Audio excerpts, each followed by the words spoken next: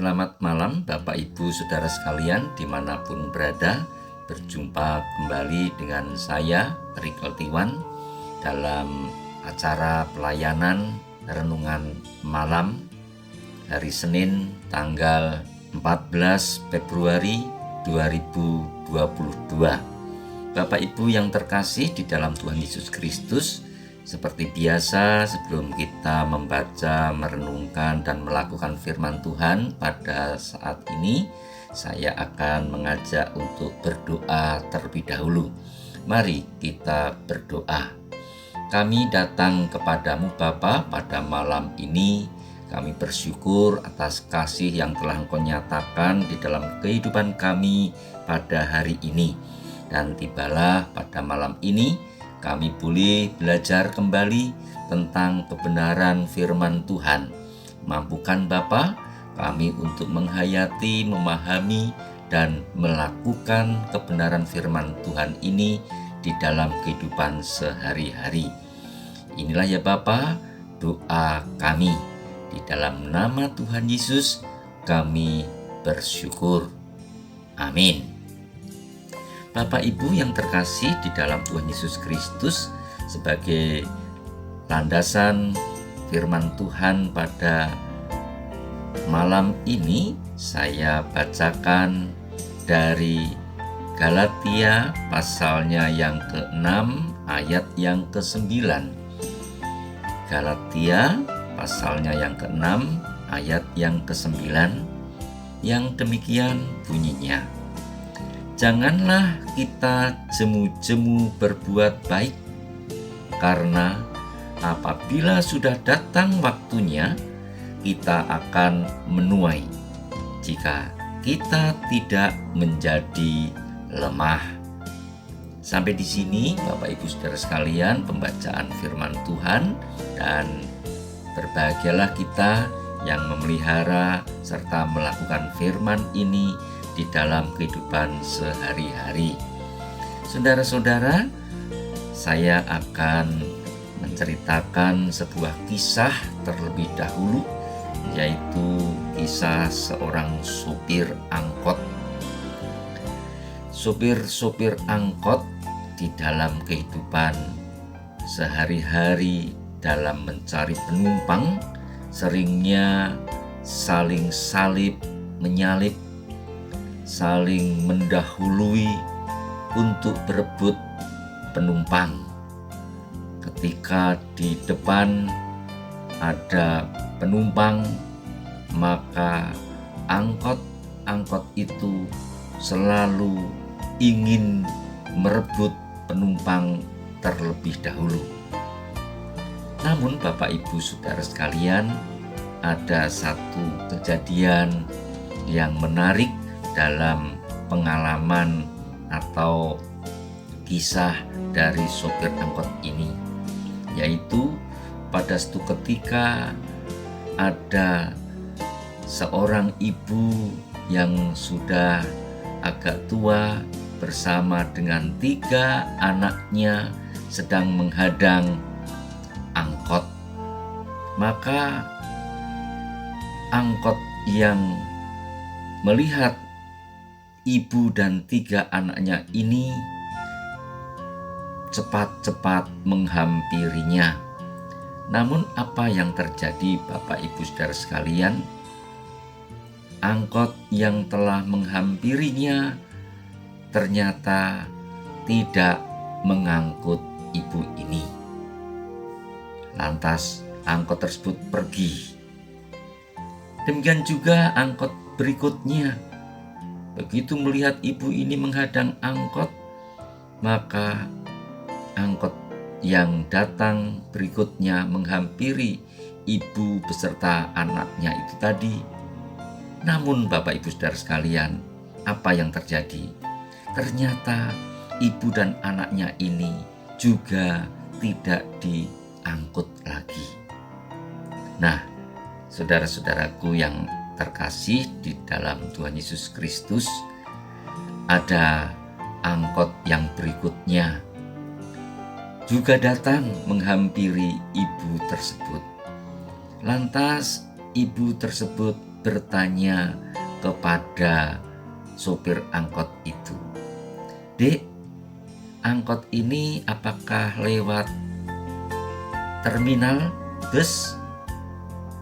Jawab sopir itu, "Oh iya Bu, ini sampai terminal bus."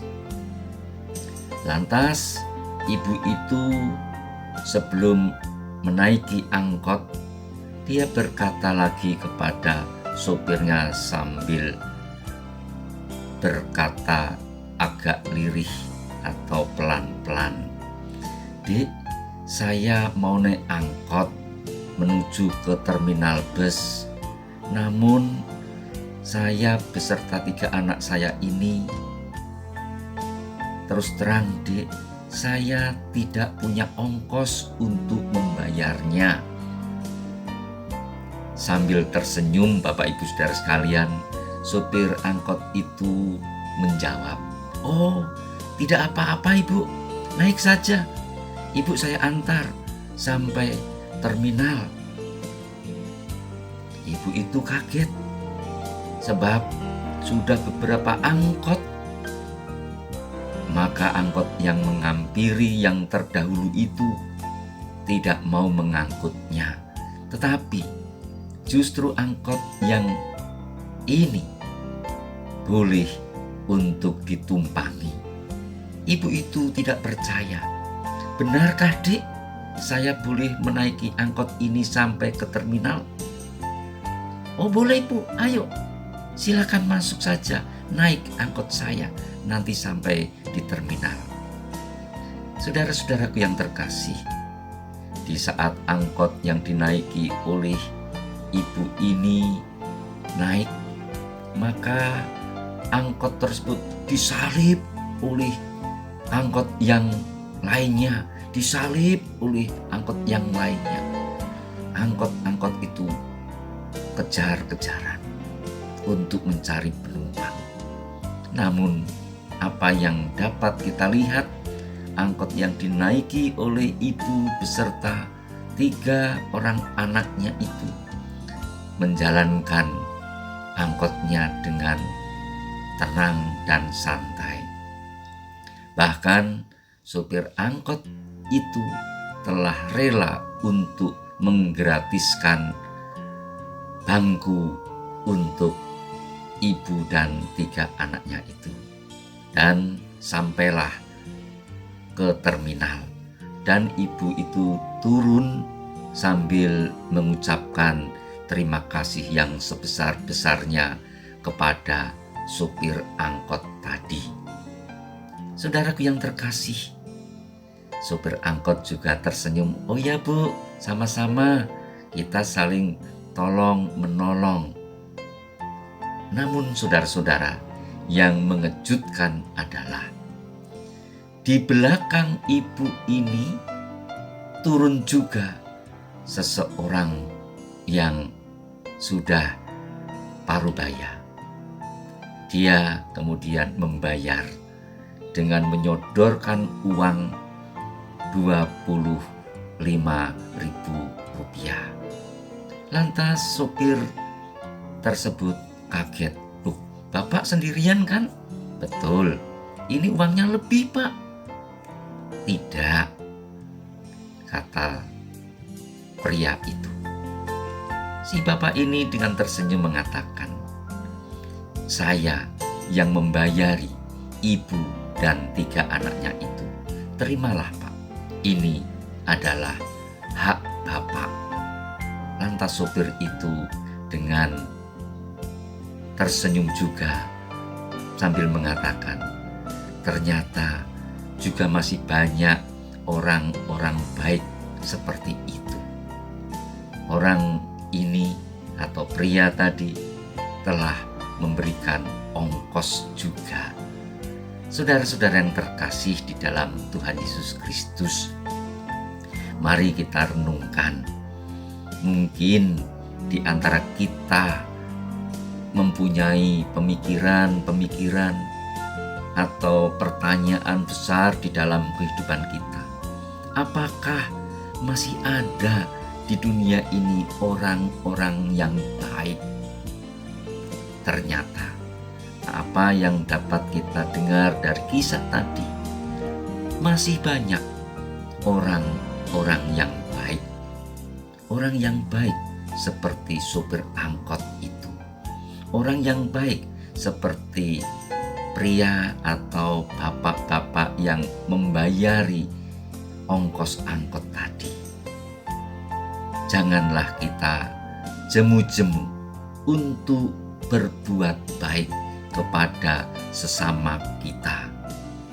Kebaikan itu akan selalu nyata, akan dapat kita rasakan ketika kita bisa belajar dari apa yang telah kita dengar dari kisah antara penumpang angkot, yaitu ibu dan anak-anaknya, kemudian sopir angkot, dan juga penumpang bapak-bapak yang baik hati itu.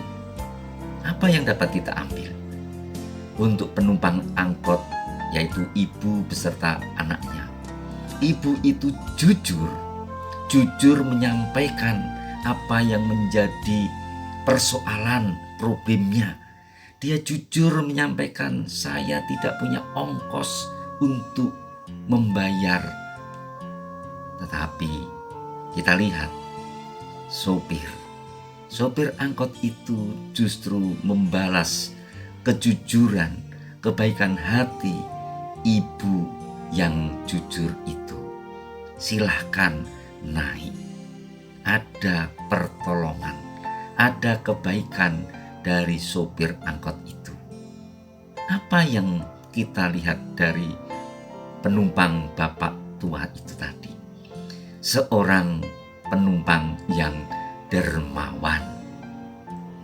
Saudara-saudaraku, jadi antara penumpang, sopir angkot, dan bapak yang dermawan itu, ternyata mereka saling mendukung dalam berbuat kebaikan. Kejujuran seorang ibu disikapi positif oleh sang sopir.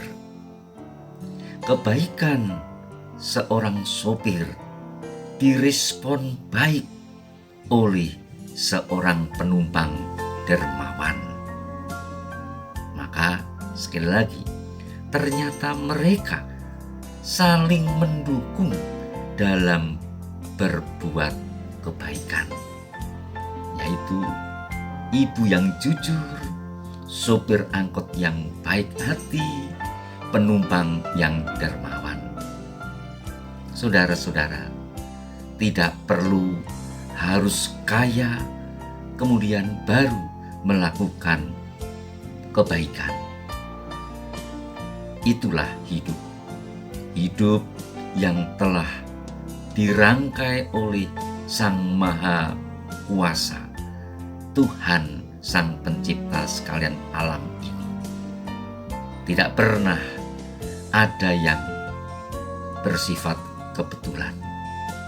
Tuhan telah mempertemukan komunitas orang-orang yang berhati mulia. Masih banyakkah orang-orang yang baik? Itu pertanyaan yang harus kita jawab.